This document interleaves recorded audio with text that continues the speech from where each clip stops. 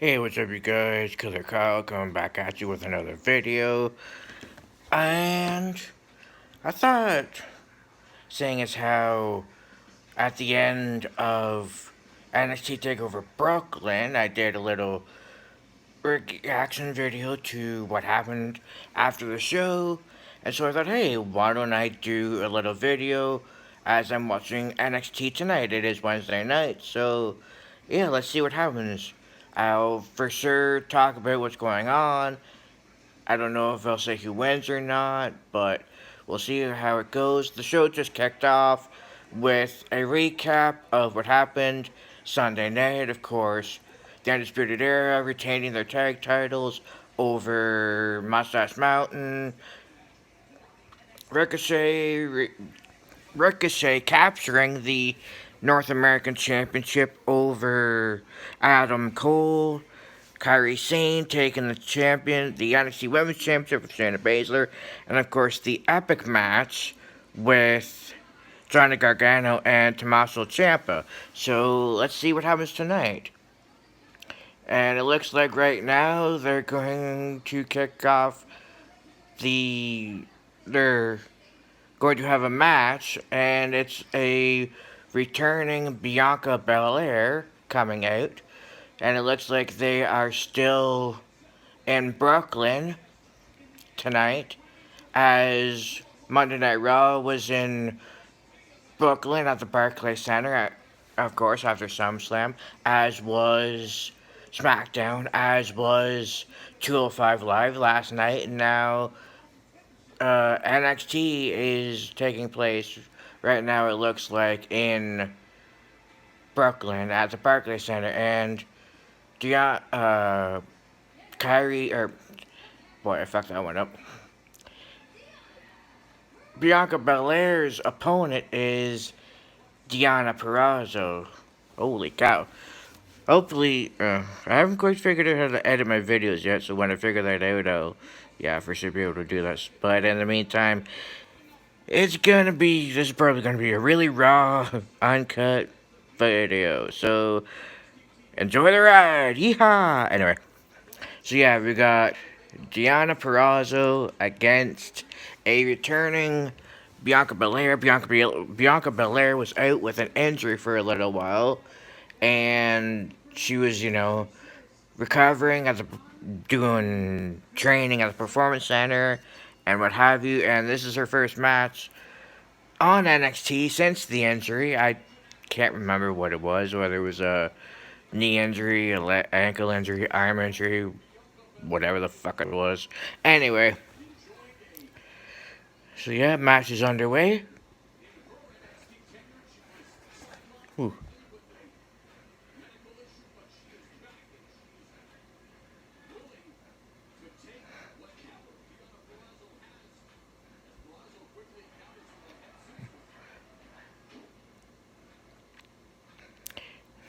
Don't mind me if I'm not doing much talking right now. I'm just invested in taking in the match right now. So this is probably going to be a lot of me not talking and not talking. So, yeah. Good start to the match so far. It looks like a filling out process between Bianca and Giano. That was a little close to my face, so I'll back up a little bit here.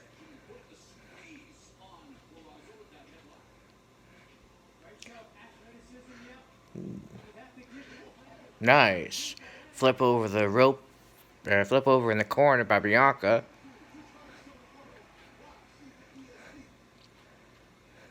One thing I've noticed about Bianca Belair is just how insanely long her hair is, but I mean, she showed off in the inaugural Mae Young Classic that she's not afraid to use that thing as a weapon, and boy, is it ever dangerous. So, anytime she hits somebody with it, it sounds like a crack of a whip.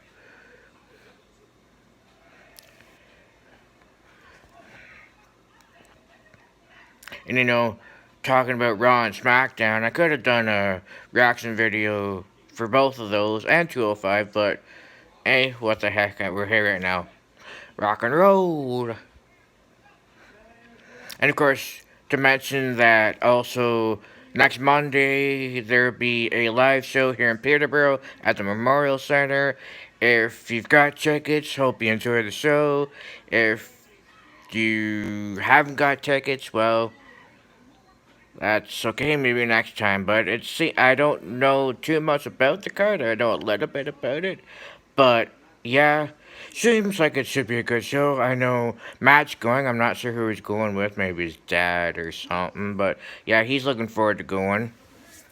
And yeah, I know it's interesting because on that night, next Monday, not only will there be a live wrestling event here in Peterborough, but there'll be Monday Night Raw in Toronto on the same night. So Ontario, the Peterborough and Toronto got two shows on the same night, and they're within 2 hour drive of each other. So I mean, hey, and yeah, no, well, to mention also that, like I said, the show here in Peterborough will be at the Memorial Center, I believe. In Toronto, it'll be at the renamed Scotiabank Arena in Toronto, which was formerly known as the ACC, not to be confused with Scotiabank Centre in Ottawa, which is where the Ottawa Senators play. So Bianca Belair has the upper hand right now on Deonna Purrazzo.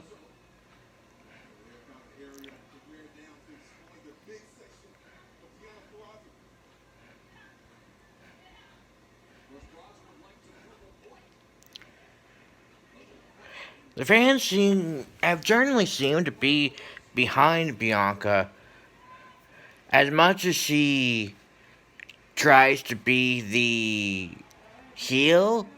It seems more and more everybody gets behind Bianca Belair. Not that there's anything wrong with it, but I mean, hey, to each his own.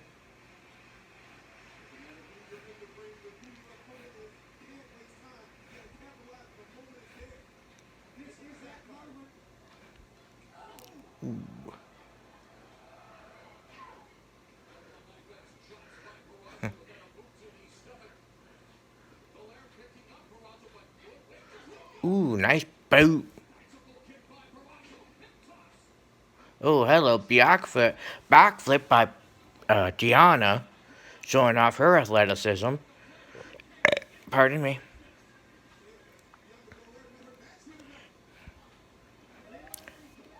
Ooh. Armbar?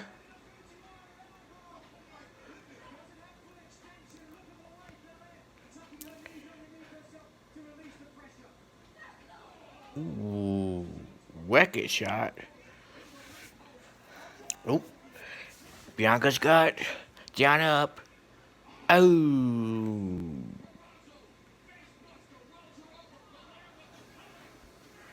And Bianca is your winner.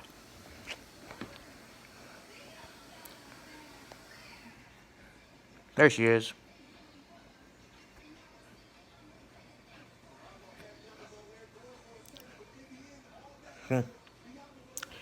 Bianca had about 3 weeks off, maybe a month. She still looks as like she hasn't even been out of the ring for that long. Hell of a match.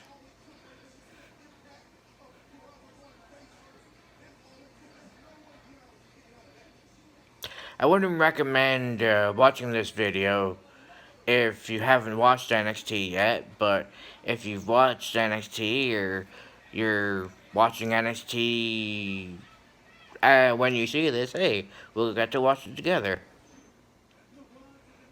And they're going back, reviewing the match with AC3 and the Velveteen Dream.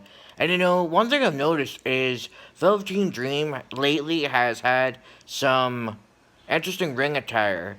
He's had like the old school Ravishing Rick Rude tights with like riding on them and pictures and stuff like that. I believe it was the NXT takeover in Chicago where he did an ode to Hulk Hogan with the red and yellow like headband and shirt and the feather boas. And Sunday night he had kind of like the back to the Rick Rude type trunks. And on the ass of them, he had "Call me up, Vince," like a plea bargain. I was like, dude, that's not really how you get called up. They're doing an interview right now with Velveteen Dream. But yeah, not exactly how you would want to get into your boss's good books about getting called up to the main roster. You want to impress the boss, you get in the ring, you wrestle, you show them why you want to be on the main roster, and then when the time is right, they'll call you up. Plain and simple. I mean, there's no denying the fact that Velveteen Dream is one hell of a wrestler, but to do something like that, kind of desperate in my opinion, but, you know. Nevertheless, he is trying. And now we've got an interview with EC3 after the loss.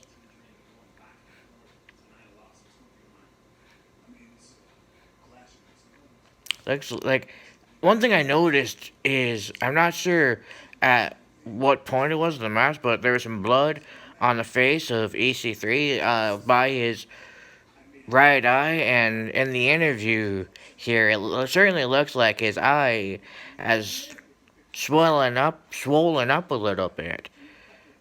It was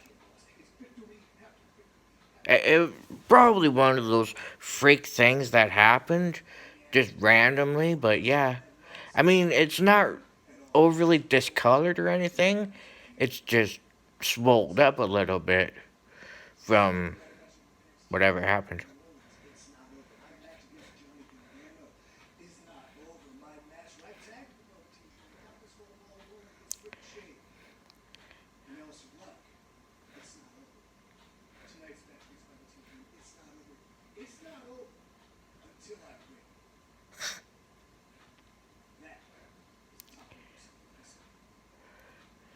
EC3 is basically saying it's not about repetitive losses, it's about repetitive wins. And he's like, well, as far as I'm concerned, my feud with Velveteen Dream is not over until I win. So, interesting.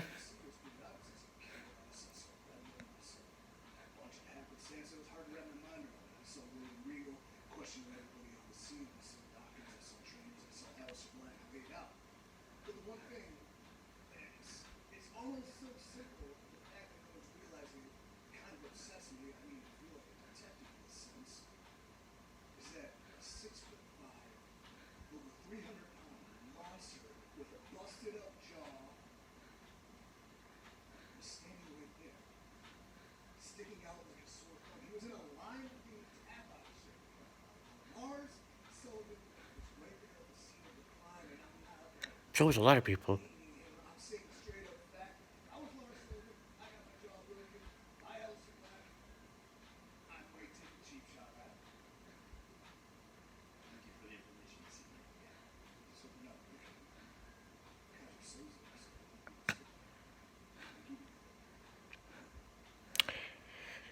The EC3 was asked about the night that Aleister Black was attacked, just days before Takeover, and EC3 goes, "Hey, there was a lot. I was there.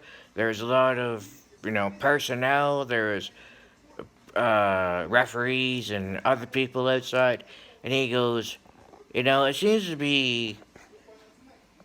Don't mind the close up on my eye. I just got an itchy nose. It seems to be that we got a 6'5", over 300-pound man in a bright lime green tap out shirt on the scene of the crime. So, I mean, it's almost as if EC3 was hinting at the fact that, hey, it might have been Lars Sullivan that did it.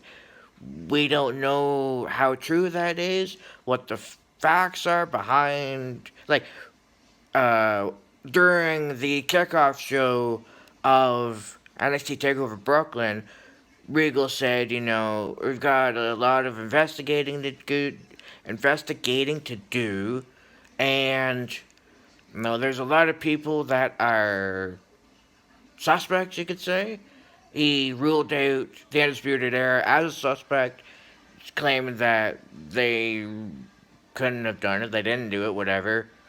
And EC3 putting out the accusation of Aleister Black doing it, well, that certainly makes it interesting. So, we'll just have to keep an eye on things in the upcoming weeks and find out what happened.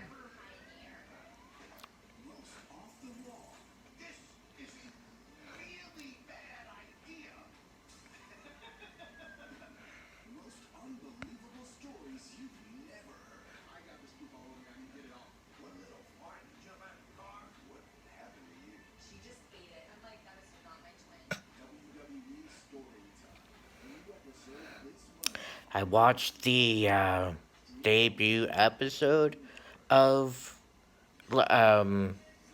Story Time, because that's what they were just doing a commercial for. Some of the stories these guys have is just unreal, absolutely unreal. Yeah. Hey, if like I said in the last video I did talking about the 90th episode for Wheels of Fury, I had mentioned that I'm still not entirely sure what my content is. I mean, yeah, I did a reaction video for Brooklyn Takeover and SummerSlam, and then I did a video about Wheels of Fury's 90th. This one I just decided to do kind of at random because I felt like it, and so I'm relatively new on YouTube here. So if any of you guys have any ideas about what you'd like to see, what you'd like me to talk about, what you might want to know about, or anything like that, leave a comment down below the end of this video. I will for sure look over them and yeah, come up. Hopefully, I'll look at the comments, check out your ideas, and whatever I think is a good idea, whatever I like, I'll for sure do it. Hell, I might even go to Matt and say, hey man, I need some ideas for videos. Can you help me out? But in the meantime, just going with just kind of going on instinct. Well, instinct and just impulse. So yeah, right now they're obviously going to be showing, as well as talking about or showing some matches for NXT tonight. They're obviously going to talk about Takeover Brooklyn 4. And it looked like they had just showed the NXT Tag Title match again with Mustache Mountain and Undisputed Era, and of course War Machine getting involved after the match, and then just showed Ricochet winning the North American Championship from Aleister Black.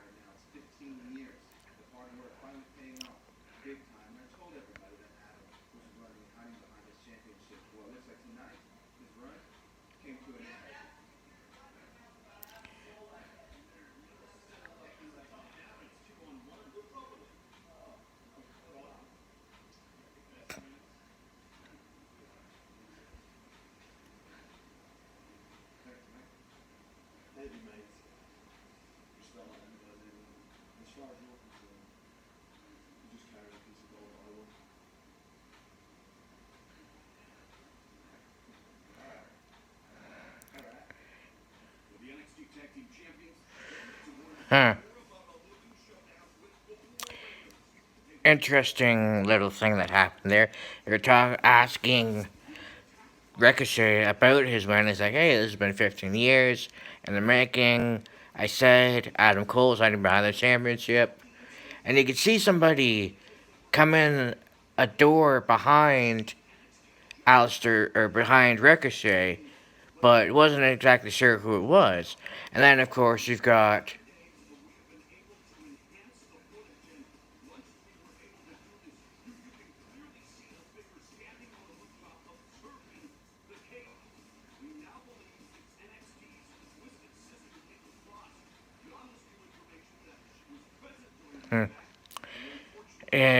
but yeah, Ricochet was talking about, yeah, Adam Cole's hiding behind the championship. Here comes Kyle O'Reilly and Roderick Strong.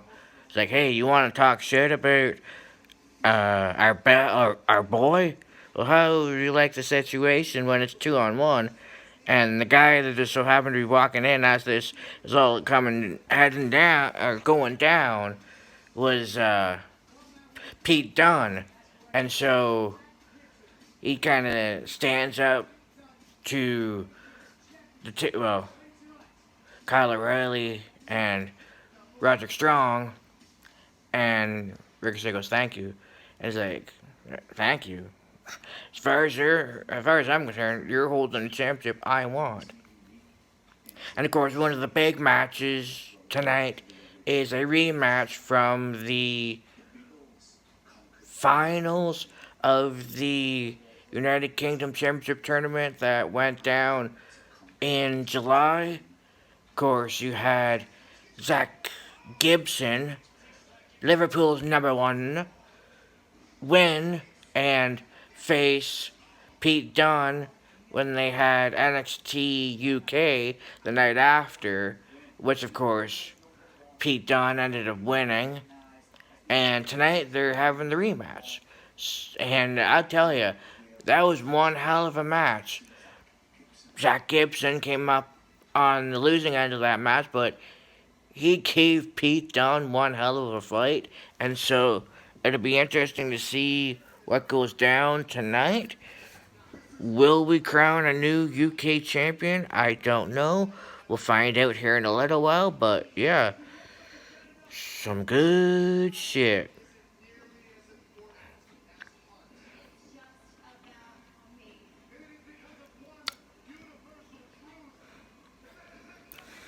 And another commercial.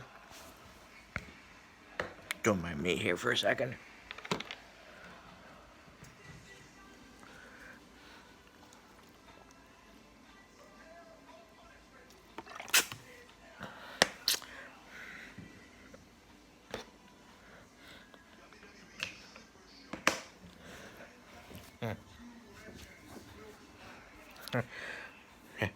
On Monday night, one of the things that was talked about was, I'm sure as everybody's found out by now, October the 6th, WWE Super Showdown in Melbourne, Australia, on the Melbourne Cricket Grounds. You're going to have one more time the Game, Triple H, and the Phenom, the Dead Man, the Undertaker.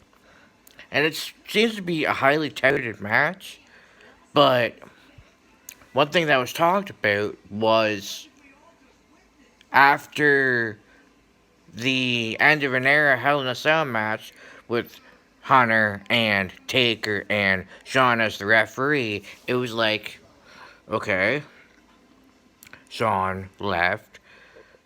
Undertaker, after losing to Roman Reigns, took off his hat, his gloves, his coat, laid them in the middle of the ring, and rode off into the sunset. And then eventually Triple H did too, you know, becoming COO of the company and taking over, running NXT, being behind the scenes with that, being behind the scenes with WWE and other aspects, and then of course Triple H, Triple H wondering if he's ever going to come back, and then of course you got Undertaker coming back for WrestleMania this year against John Cena, and then having a casket match at the Greatest Royal Rumble with Rusev, and basically Triple H was like, well, if The Undertaker can come back and have a match, so can I. But the thing is, in my mind, I was going, hey, Hunter, yeah, after the end of an era match, Shawn left, but both you and Taker stayed around for a little while, and it was only after, on WrestleMania when Roman beat Taker that Taker took off his hat and his gloves and his coat and left him in the ring, and then came back. So I mean,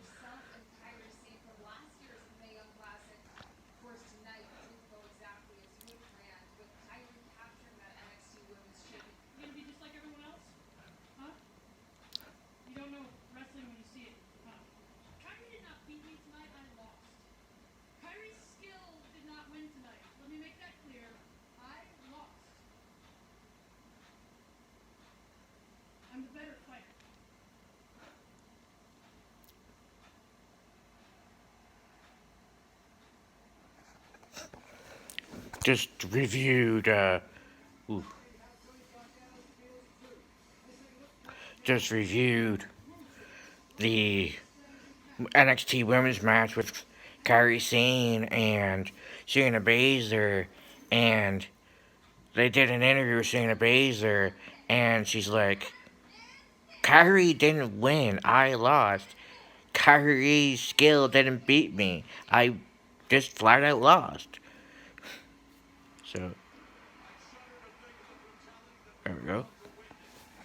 Now they're talking about reviewing Gargano and Ciampa, the last man standing match. And I'll tell you, for as unusual as it was when they split up as DIY, they've had three phenomenal matches. Started off in New Orleans with an unsanctioned match, went to Chicago in a street fight, and then last Saturday with the last man standing match. And holy hell, talk about a dynamic trilogy. Friggin' phenomenal. I know I kind of almost overkilled that word on last Friday there. I think it was for the SummerSlam review video or production video. I used the word phenomenal quite a bit, but hey, it's the truth. It was a lot of things that I said were true, which is the same in this case. Their trilogy is has been absolutely phenomenal.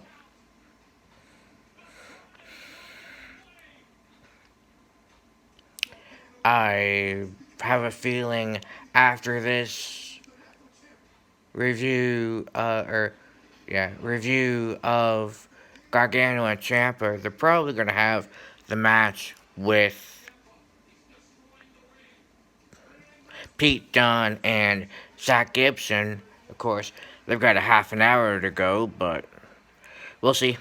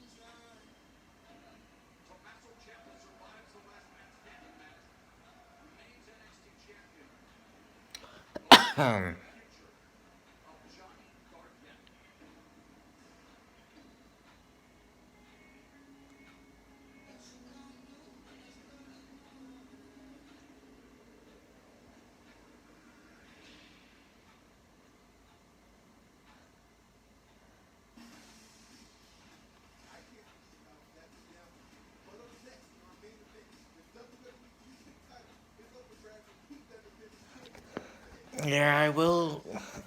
Ah, fuck, get back here. I will say how that match ended with Johnny Gargano and Tommaso Ciampa.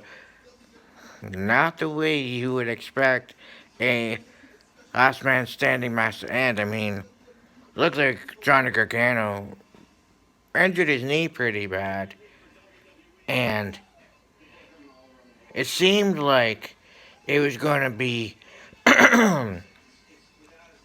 like Johnny Gargano and Tommaso Ciampa weren't going to be able to get back up before the referee's 10 count. So it was going to be like a double count out in a sense. Oop. Kitty Cat decided to join me here. But yeah, I didn't. It looked like Johnny Gargano and Tommaso Ciampa weren't going to get back up, and then somehow Tommaso was able to just rotate his body enough to where he pretty much was able to be on his feet by a 10 count, and yeah.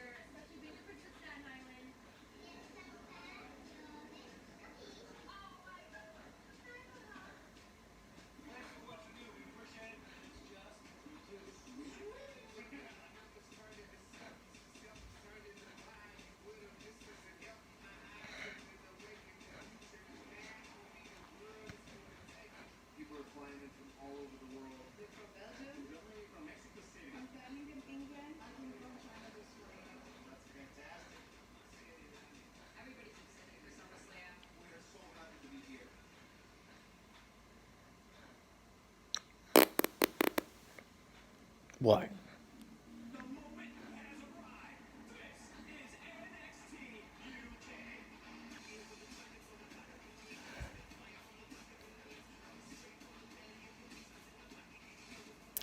Yeah, they had a, guess you could say, debut episode of NXT UK after the United Kingdom Championship tournament to decide who would face Pete Dunne for the championship. And it obviously was a fairly big success. So now they're going to make it a show sometime soon, within the next, I don't know, few months, whatever.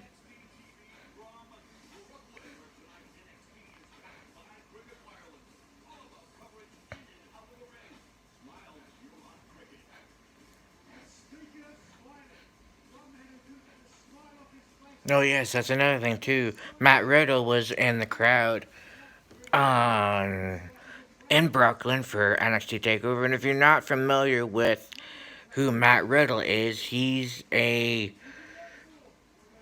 kind of Canadian independent wrestler from Smash. I watched him wrestle a few times. He's a very good wrestler, and like there's a lot of I had heard over the last little while there was some speculation as to whether or not um kitty cat walking across me, whether or not Matt Riddle would be coming to NXT and joining the NXT roster, but after that display, yeah, seeing him in the audience or take over Brooklyn, it looks like he's going to be. And one thing that they just showed was, looks like next week there's going to be a tag team match between Bobby Fish, not Bobby Fish, Kyle O'Reilly, Roderick Strong, Ricochet, and Pete Dunne. But first, we gotta do the rematch from NXT UK for the championship with Liverpool's number one, Zack Gibson, and the Bruiserweight, Pete Dunne. Let's do this, you.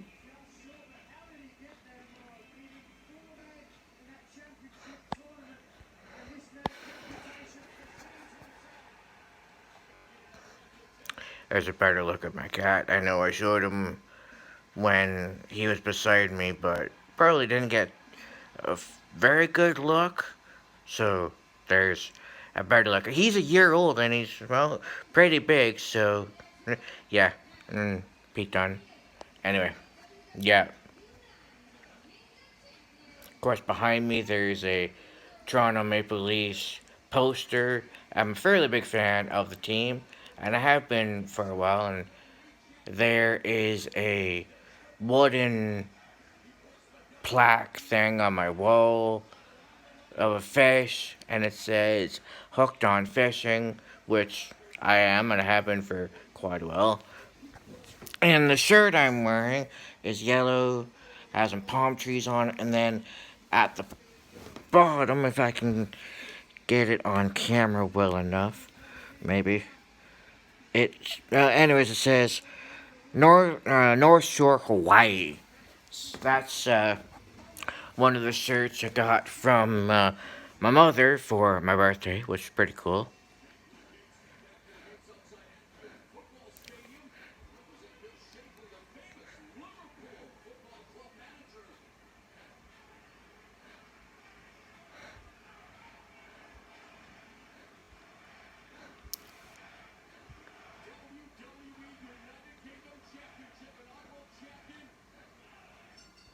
I guess you can see this shirt's almost like a mustard. Oh, there's a couple of paintings. Well, three of them there that well, actually technically four because there's one on the table that I painted myself. I am quite the artist, and my really old school computer with a mousetrap game and a couple building things. My laptop. Don't really need to see that table. And some video games. And then a couple more paintings. The TV, of course, with the match. A paddle that I did a loon on and put my initials on. My diploma. A fish that I caught a few years ago. A picture of my dad. A Toronto Maple Leafs calendar.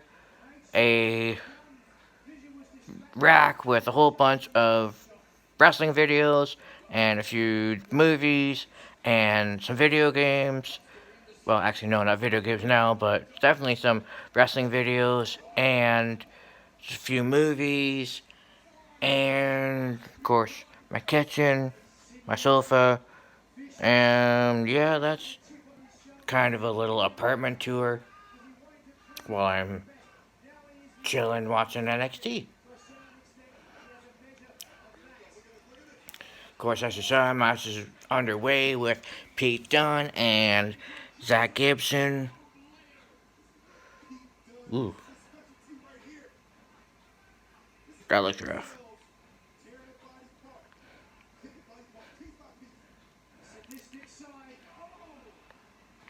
Oh, I don't know how well be able to see it. Not that well, but over top of the TV in the hallway there, I've got a picture of HBK Shawn Michaels, and I think underneath it is one of John Cena.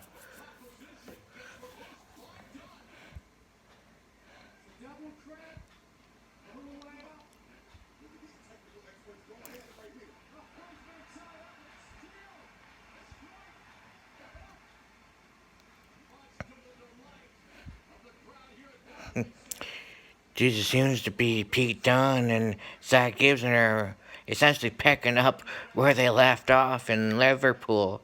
Or Liverpool or Blackpool? No, I think it was no, it was Royal Albert Hall for the championship tournament and then NXT UK. Of course, fans are chanting Bruiserweight. The fans have been behind Pete Dunne for the longest time. When he was on the first United Kingdom Championship tournament to determine who would actually be the champion, he didn't. Nobody really seemed to be too behind him, but it seems like after that, when he was on NXT and that having matches, his popularity just exploded.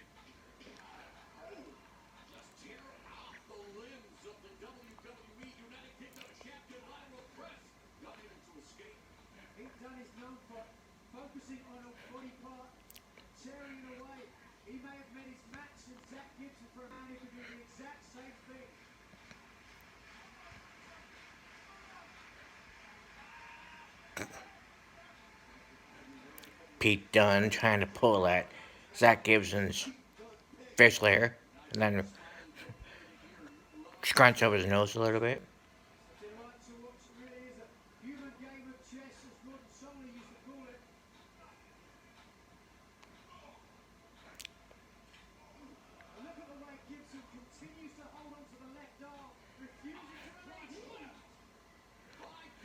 Olympic Slam.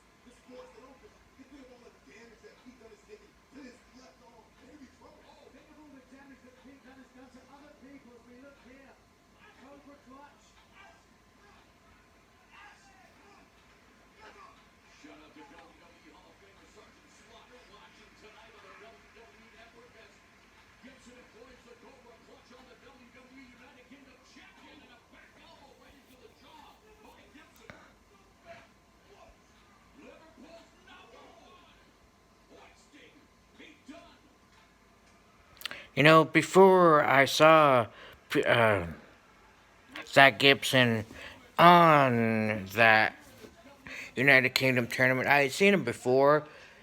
He was wrestling in England, I believe it was for the Next Generation Wrestling promotion. So that's how I kind of got my familiarity with Zach Gibson before he debuted and debuted on and the United Kingdom Championship tournament.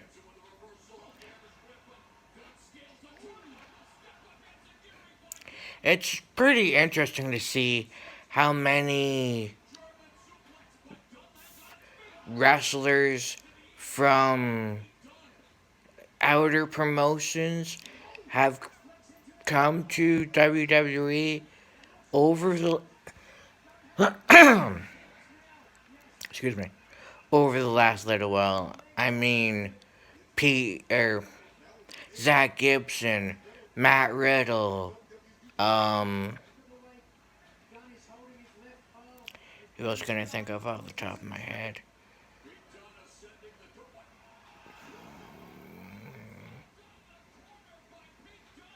That's a couple, anyways. I will say this match between Zach Gibson and Pete Dunne is amazing. It's like I said, they're essentially picking up where they left off at the Royal Albert Hall.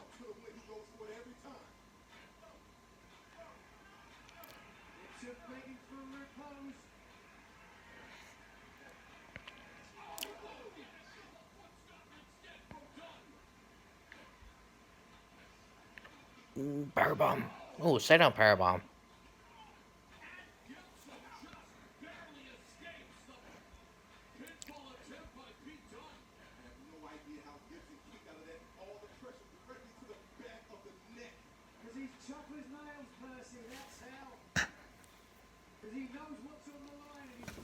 An Englishman, tough as nails. What?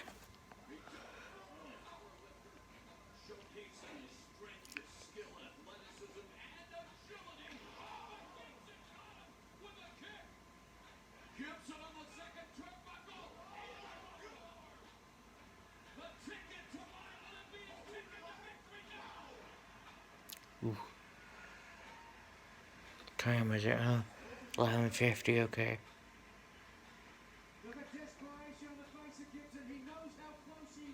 Looks like Gibson's bleeding a little bit in his mouth. Not exactly sure what happened.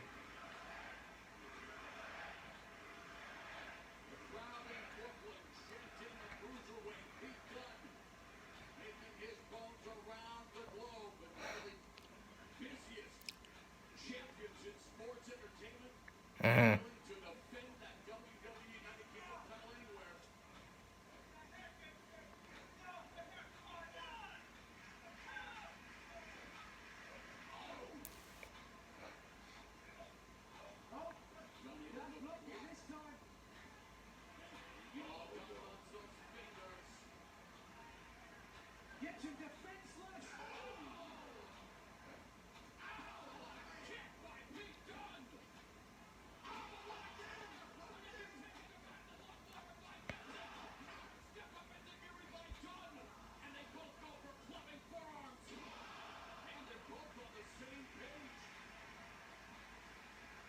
Wow.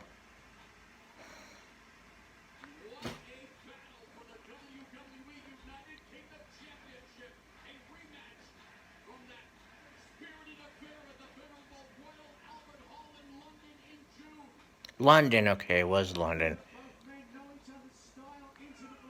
Oh yeah, it was June. I said July. It was June. Yeah, was the middle of June when they had that championship tournament and then the NXT UK show.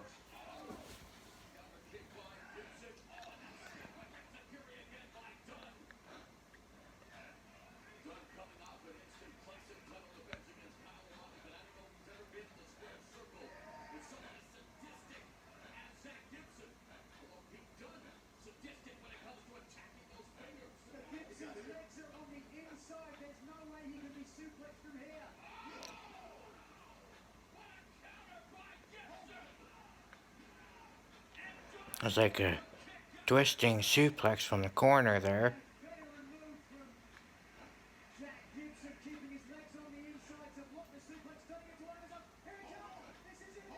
Safely Gates.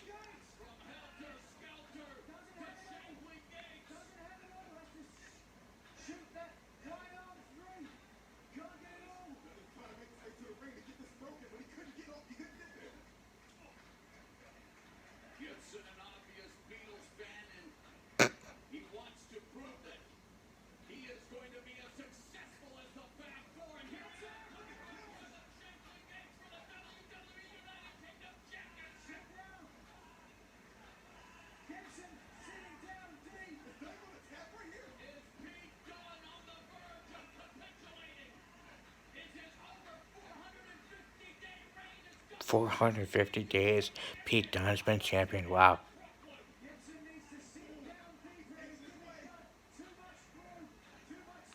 I noticed when Tyler Bate was NXT champion, he held the title for a long time. It was at least over a year. I'm not exactly sure how many days it was, but it was a lengthy title reign. And of course, they just said Pete Dunne's over 450 days. So far, there's been only two United Kingdom champions, championship champions. There you go. And both reigns have gone a year plus.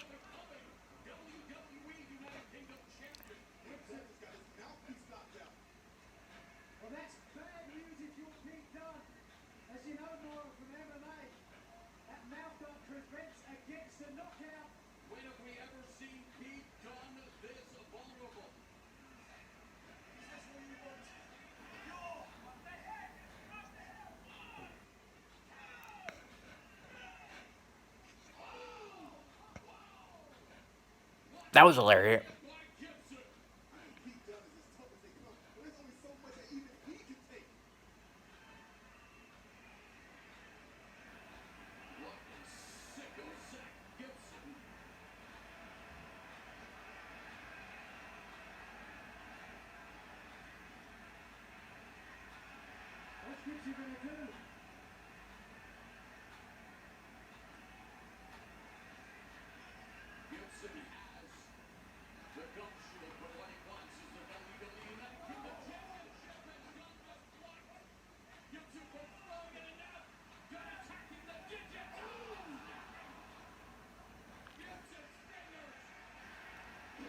bitter end.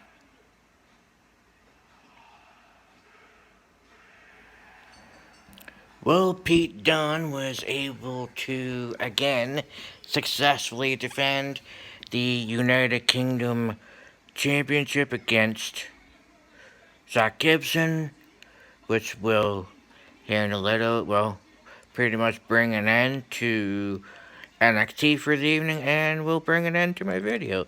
So, yeah, it was just kind of a random video, a lot of fun, some silliness, talking about NXT, and, you know, meh.